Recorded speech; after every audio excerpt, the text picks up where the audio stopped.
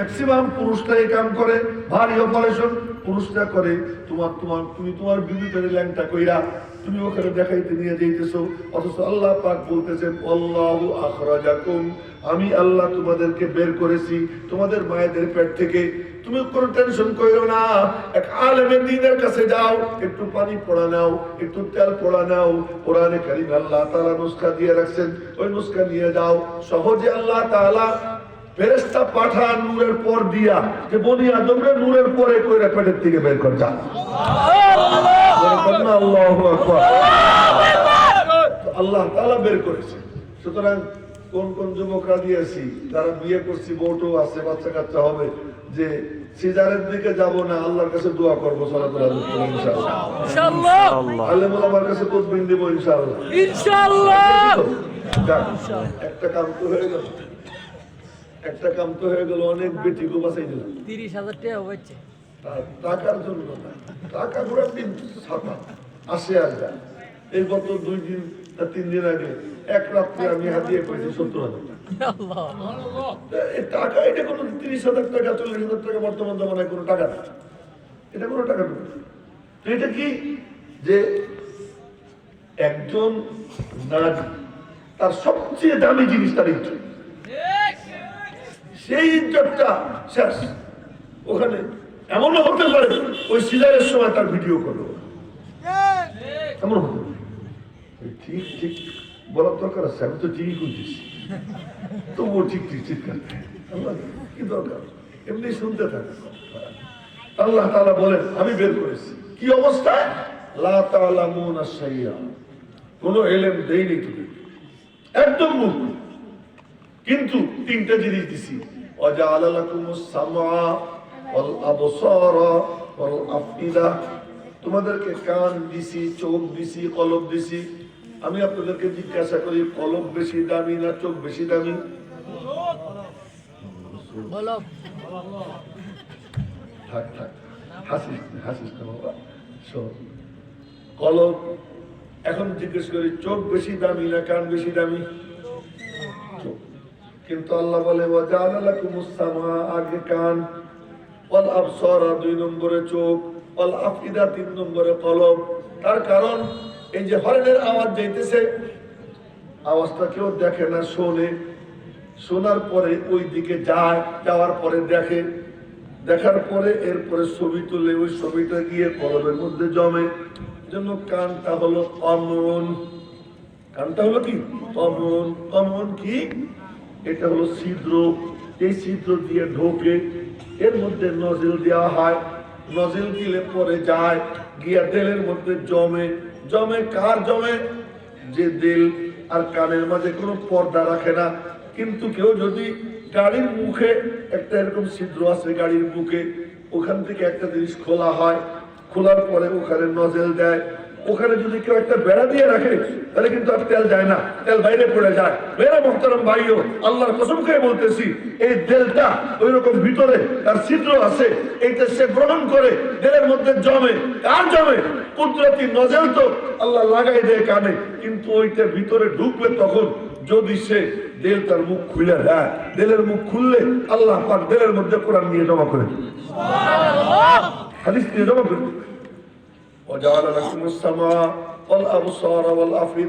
এজন্য বলি, যখন বয়ান শুনবো চোখ এদিক ওদিক দিব না, এই চেয়ারের দিকে দিব। এখানে যখন আমি বসছি, এখন আর আমি সাধারণ ইয়াহিয়া মাহমুদ না, উনি সাধারণ কোন হুজুর না। আপনার সাথে বসলে আড্ডা দিলে তখন আমি সাধারণ ইয়াহিয়া মাহমুদ, কিন্তু এখানে যখন বলবো তখন আমি একটা প্রজেক্টের কর্মচারী। যেই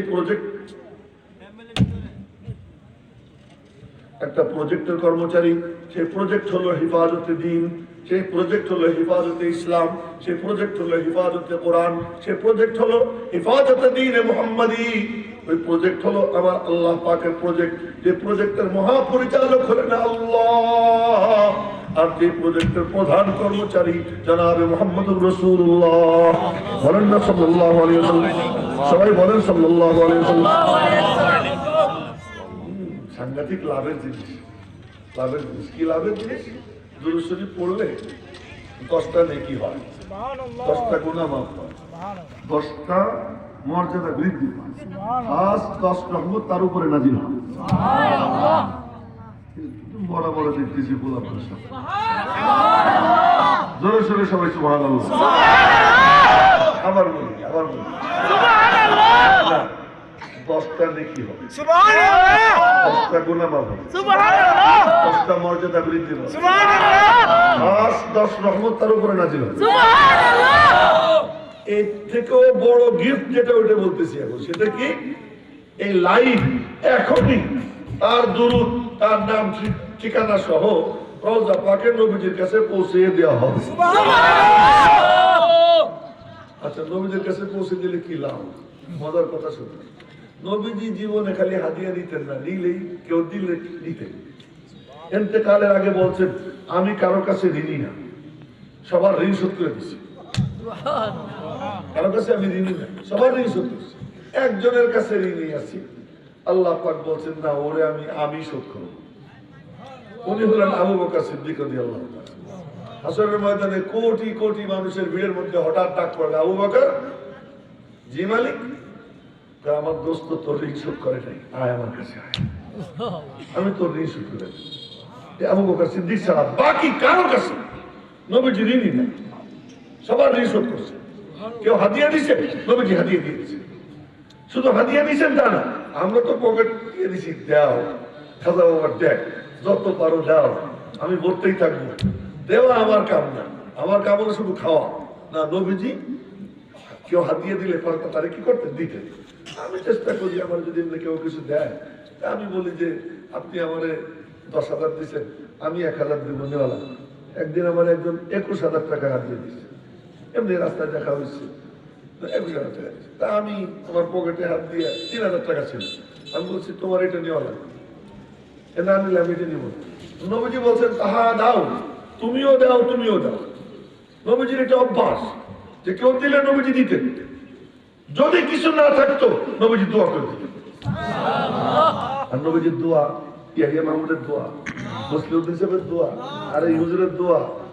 আরে নবীজির দোয়া করতে দেরি, আবু হুরায়রা গিয়ে কয়, ইয়া রাসূলুল্লাহ, কি আমার মা আমার কথা শুনতেছে না, কলেমা পড়তেছে না, একটু দোয়া করে দেন। নবীজি দোয়া করছেন, আল্লাহুম্মা দি উম্মা আবি হুরায়রা, আল্লাহ আবু হুরায়রার মারে হেদায়েত দিয়ে দাও। আবু হুরায়রা মনে মনে কয় যে দোয়া আগে যায় না, আমি আগে যাই, দৌড় দিই। তা আবু হুরায়রা বাড়ির দিকে দৌড় দিছে, বাসার দিকে দৌড় দিছে, গিয়া টোকা দিছে, আব্বু আম্মু দরজা খোলো, একটু দেরি কর। এখন সেখানে পানির ছলাৎ ছলাৎ শব্দ হয়, গোসল করতেছে, গোসলের আওয়াজ আসতে কাটবে। একটু পরে দরজা খুইলা আবু হুরায়রা ঢুকে, আর মা বলে, আশহাদু আল্লাহ ইলাহা ইল্লাল্লাহ ওয়া আশহাদু আন্না মুহাম্মাদার রাসূলুল্লাহ। আবু হুরায়রা আসমানের দিকে তাকায়, আলহামদুলিল্লাহ মালিক, নবীজির দোয়া আমি আবু হুরায়রার আগে আমার মার কাছে পৌঁছে গেছে। নবীজির দোয়া আবার তো কারোর জন্য দোয়া করতেন, বলে কিছু করলে নবীজি কিছু না কিছু দিতেন, আর যদি কিছু দেবার মতো না থাকতো দোয়া করে দিতেন, দোয়া করে দিতেন। তা আব্দুল্লাহ ইবনে আব্বাস ওযু করাইছে নবীজি, ওযুর পানি ঢেলে দিয়েছে। এই দেখেন আপনারা আমার দিকে, ওই মোবাইল মাঝখানে বসেও দেখা যাবে না, সামনে বসে যেমন দেখা যাবে না, মাঝখানে বসেও না। আমি তো সবাইকে দেখতেছি, এই কথাই তো কইতেছি, মনোযোগ দিয়ে শুনতে হবে যে আব্দুল্লাহ ইবনে আব্বাস নবীজিকে ওযু করাইছে, ওযুর পানি ঢেলে দিয়েছে। ওযুর পানি ঢালার খেদমতটা খুব কঠিন না, কেমনে দেখাই থাকলে দেখাইতাম। ঢাললে হয়তো উপরে উঠে, বলছে একটু নিচে নামো, আবার উপরে কাছে নিয়ে এসে, বেশি কাছে আনলেও সমস্যা, উপরে উঠলেও সমস্যা, একটা লিমিটের মধ্যে রেখে পারবে না। উনি ওযুটা করাইছেন, নবীজির খুব পছন্দ হয়েছে। প্রথমে এত সুন্দর খেদমত করলো, যা ওর একটা দোয়া দিয়ে দিলেন। দোয়া দিলেন কি দিলেন? আল্লাহুম্মা ফাক্কিহু ফিদ-দীন ওয়া আল্লিমহু তা'বীরাল কিতাব। অন্য রিওয়ায়াতে আসছে ওয়া আল্লিমহুল কিতাব ওয়াল হিকমা, আল্লাহ তুমি ওর দ্বীনের পরিপূর্ণ বুঝ দিয়ে দাও, আর কিতাবুল্লাহর তাফসীরের ইলম দিয়া তুমি ওর সিনা ভরে দাও। এমন ভরা ভরছে কিয়ামত পর্যন্ত আনেওয়ালা সমস্ত উম্মতের জন্য সবার কাছে পরিচয়, তার কি? রাইসুল মুফাসসিরিন, সুবহানাল্লাহ। সমস্ত মুফাসসিরদের সর্দারকে আব্দুল্লাহ ইবনে আব্বাস। নবীজির এক দোয়া, এজন্য কেউ যখন নবীজির উপরে দুরূদ শরীফ পড়ে রওজা পাকের সাথে সাথে হাদিয়া চলে যায়। আর হাদিয়া গেলে এখন কি নবীজি খেজুর দিবেন, পনির দিবেন, রুমাল দিবেন, কি দিবেন? যে দুরূদ শরীফ পড়ে সঙ্গে সঙ্গে রওজা পাক থেকে তার জন্য দোয়া রওনা হয়। তো মদিনা শরীফ নাম ঠিকানাও চলে যায়। তো মদিনা শরীফ যাইতে কার কার মনে চায়? মনে চায়? যদি মনে চায় একবার বলেন আল্লাহুম্মা সাল্লি আলা মুহাম্মদ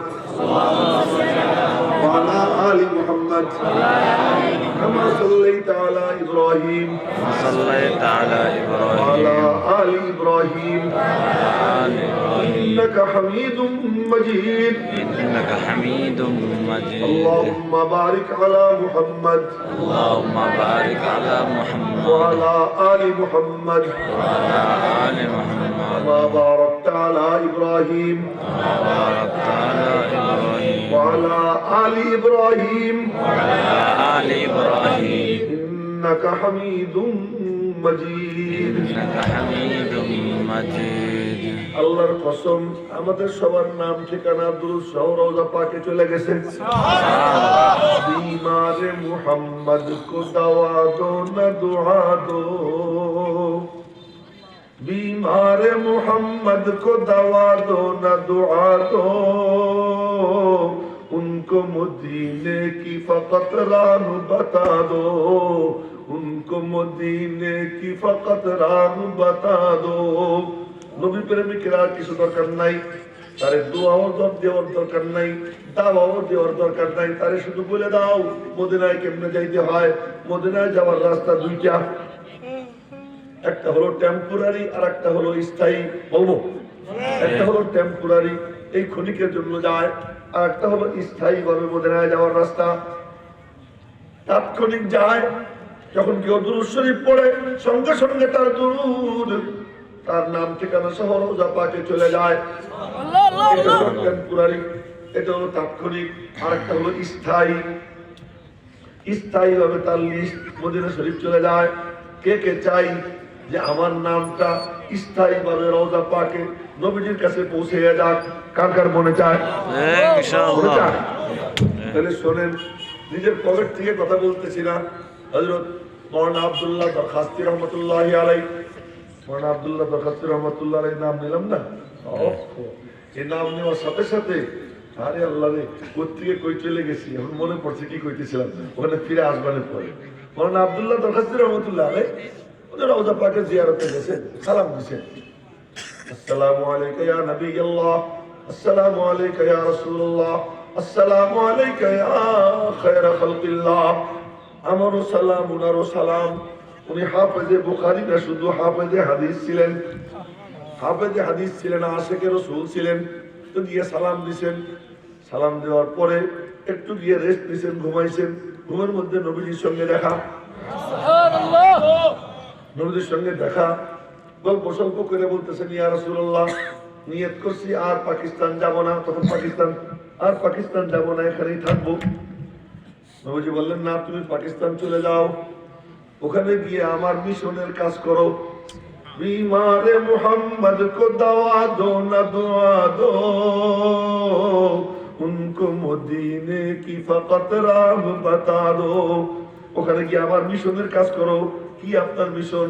আমার দাঁত ভাঙ্গা দিন জিন্দা করো, আমার দাঁত ভাঙ্গা দিন জিন্দা করো। আমার কপালের সাইড দিয়ে লোহার রিং ঢুকে গেছিল, ওই দিনকে জিন্দা করো। যে কোরআনের জন্য আমি পেটে পাথর বাঁধছি, ওই কোরআনকে তোমরা জ্বালাও, ওই কোরআনের রোশনি জ্বালাও, ওর নূর তোমরা জ্বালাও। ওই দিন জিন্দার মিশন, ওই মিশনে কাজ করো। আর আমার ছেলে আতাউল্লাহ শাহ বুখারীর আমার সালাম দিও। বলে কি আমার ছেলে আতাউল্লাহ শাহ বুখারীকে আমার সালাম দিও। আচ্ছা, সৈয়দ বংশের আতাউল্লাহ শাহ বুখারী, এই জন্য নবীজি নিজের ছেলেকে সালাম দিচ্ছেন? না না না, ও তো এমন কাজ করে নিয়মিত, আমার কাছে খবর আসে ও খতমে নবুয়তের কাজ করে, ও খতমে নবুয়তের কাজ করে। ওরে বইলেও যেন মজবুত থাকে, আমি ওর উপরে খুব খুশি আছি। আমার ছেলে আতাউল্লাহ বুখারীকে আমার সালাম দিও। মেরে মোহতারাম ভাইও, সৈয়দ আতাউল্লাহ শাহ বুখারী রহমাতুল্লাহি আলাইহি মুসলিম আলীগড় বিশ্ববিদ্যালয়ে গেছেন লখনৌতে। এই উত্তর প্রদেশের যে দেওবন্দ মাদ্রাসা, যে প্রদেশের মধ্যে, ওই প্রদেশের মধ্যে যে রাজধানী হলো লখনৌ। ওই লখনৌতে আছে মুসলিম আলীগড় বিশ্ববিদ্যালয়। ওখানে গেছেন আতাউল্লাহ শাহ বুখারী। তো সবাই বলে কি যে হযরত একটু বয়ান করেন। উনি বয়ানের জন্য চেয়ারে বসছেন, ওনার বিরোধী যারা চতুর্দিক থেকে পাথর মারা শুরু করছে। তো উনি মাথা নিচের দিকে দিয়ে বসে বসে, কিন্তু পাথর মারে দেখা যায় পাথরটার গায়ে লাগে না, কি যেন একটা বেড়া দেওয়া, ওই বেড়ার সঙ্গে পাথর ভূতে খায় চিটকে চিটকে দূরে পড়ে, ওনার গায়ে লাগে না। জোরে কয় না আল্লাহু আকবার। তো এই দৃশ্য দেখে পরে ওরা পাথর মারা বন্ধ করে বলে কি হুজুর বয়ান করেন। তো পরে বয়ান করছে, এতক্ষণ উনি চোখ নিচের দিকে দিয়া মাথা নিচু করে বসেছিলেন। এরপরে যখন বয়ান শেষ হয়েছে তখন 71 জন জিজ্ঞেস করছে, হযরত মাথা নিচের দিকে দিয়ে কেন ছিলেন, চোখ কেন খোলেন নাই, ওদিকে দেখেন নাই কেন? দেখি নাই এই জন্য যাতে ওদেরকে চিনতে না পারি, যারা পাথর মারে ওদেরকে যাতে না চিনি এই জন্য। কেন? কিয়ামতের দিন দাঁড়াদারের সঙ্গে দেখা হবে, নবীজির সঙ্গে দেখা হবে। উনি যদি আমাকে জিজ্ঞেস করেন, আতাউল্লাহ তোরা কে কে পাথর মারছিল আমারে বলে দে, তখন আমি বলবো আমি দেখিনি, আমি চিনি না।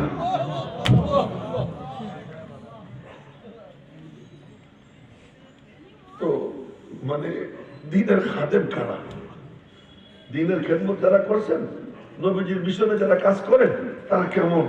হরকে মারা ইয়ার নবুয়ত ইজাদুরা ইয়ার বাত, হরকে মারা ইয়ার নবুয়ত ইজাদুরা ইয়ার বাত, হরকে মারা রঞ্জে দাদা রাহতস বিসরি ইয়ার বাত, হরকে দর রাহে মনম करने हद अज दुश्मनी, हर गुले के बागे उमरस बेजगफत गुलजारे बात।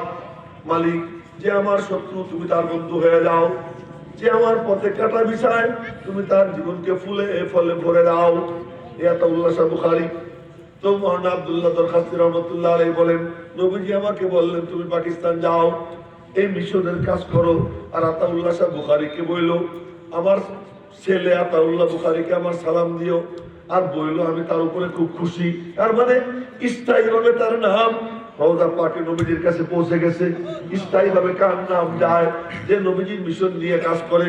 আপনাদেরকে একটা সুসংবাদ দেই, আমার আল্লাহর প্রজেক্ট হেফাজতে দ্বীন, হেফাজতে ইসলাম, হেফাজতে কোরআন, হেফাজতে দ্বীন মুহাম্মাদি, হেফাজতে সুন্নতে নববী, এটা আমার আল্লাহর মিশন, আল্লাহ পাকের প্রজেক্ট। এজন্য আল্লাহ পাকের প্রজেক্টের কর্মচারী কারা?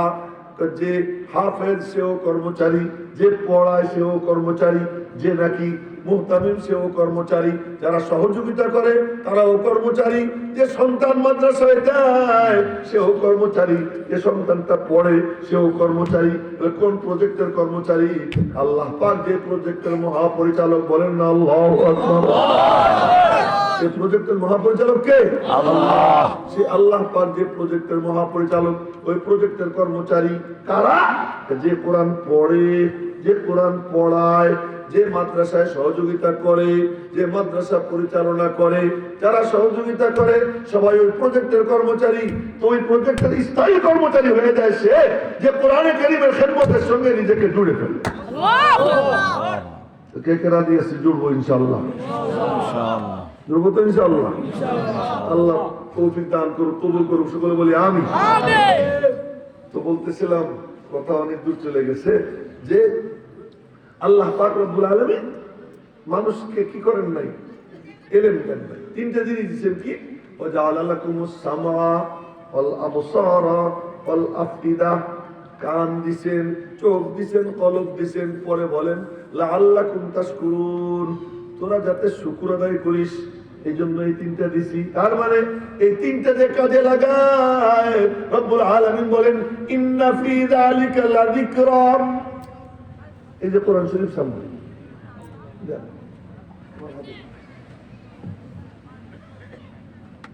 আল্লাহ পাক বলেন ইন্না ফি যালিকা, ফি যালিকা মানে এর মধ্যে, যালিকা মানে কি? এর মধ্যে, লাযিকরা অবশ্যই নসিহত, উপদেশ। কার জন্য? লিমান কানা লাহু কলবুন, যার কলব আছে, যে দিলের দুয়ার খুলে দেয়, আও আলকাস সামা, আর যে কানটা লাগাইয়া দেয়, ওহুয়া শাহীদ, দুই চোখ ওই দিকে দিয়ে রাখে, কোরআন দেখে, কোরআন শোনে, কোরআন সিনার মধ্যে ভরার চেষ্টা করে, দিলের দুয়ার খুলে দেয়। এই তিনটে একত্রিত করে যে শোনে, আল্লাহ পাক অবশ্যই তার সিনায় হেদায়েতের নূর পৌঁছে দেয়। আমি যে বলি যে মোবাইল দেখো না, যুবকদেরকে বলি মোবাইল দেখো না, আমার একটু দেখো, আমার চেহারা কালা, একটু কষ্ট করে দেখো।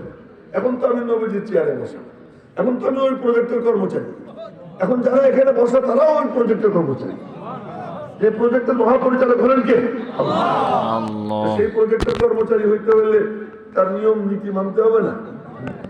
আচ্ছা, আদবে কি করে না, আদবে কি করে? হযরত আব্বাস রাদিয়াল্লাহু তাআলা আনহু উনি মসজিদে ঢুকবেন, নবীজি বয়ান করতেছে, এর মধ্যে আওয়াজ কানে আসছে, আলা মাকানিকুম। এই সবাই মনোযোগ দিয়ে শুনে কি বলতেছি, আলা মাকানিকুম, যার যার জায়গায় বসে যাও। বয়ান শেষ করে নবীজি বের হয়েছে, বের হয়ে দেখেন এই হলো মসজিদের দরজা, আর ওই বাইরে ওইখানে হযরত আব্বাস বসে, 7-8 হাত দূরে। আব্বাস তো নবীজির চাচা, নবীজির থেকে বয়সে 2 বছরের বড়, বন্ধুর মতো ছিলেন দুইজন। তো 2 বছর বড় চাচা আর ভাতিজার বয়স 2 বছর কম, একসাথেই তো বাপ বেটা বিয়ে হয়েছিল, মনে আছে না? আর খাজা আব্দুল মুত্তালিব আর খাজা আব্দুল্লাহ দুইজনে একসাথেই বিয়ে করছেন মদিনা শরীফে। নবীজির আব্বা, নবীজির দাদা দুজনে একসাথেই বিয়ে করছেন এক সফরে। যাই হোক, তো চাচা আব্বাস, তো চাচা 2 বছরের বড়, বাইরে বের হয়ে দেখেন চাচা বাইরে বসা, ভিতরে জায়গা খালি। তো জিজ্ঞেস করলেন, চাচা বাইরে কেন? ভিতরে তো জায়গা ছিল, বাইরে কেন? বাইরে এই জন্য যে আমি যখন ঢুকতেছিলাম তখন আমার কানে আওয়াজ আসলো যে আপনি বলতেছেন আলা মাকানিকুম। এই আলা মাকানিকুম, যার যার জায়গায় বসে যাও, এই শব্দটা আমার কানে আসছে, তখন আমি এখানে ছিলাম, ভাবলাম আপনার জবান দিয়ে কথাটা বের হয়েছে, আর আমার এখান থেকে নড়া উচিত না, যেখানে আছি এখানেই বসে যাই, এখানেই বসে গেছি। এই আদবের বরকতে হযরত আব্বাসকে আল্লাহ কত দামি বানাইছে জানেন? নবীজি খাতামুন নবিয়্যিন, আব্বাস খাতামুল মুহাজিরিন।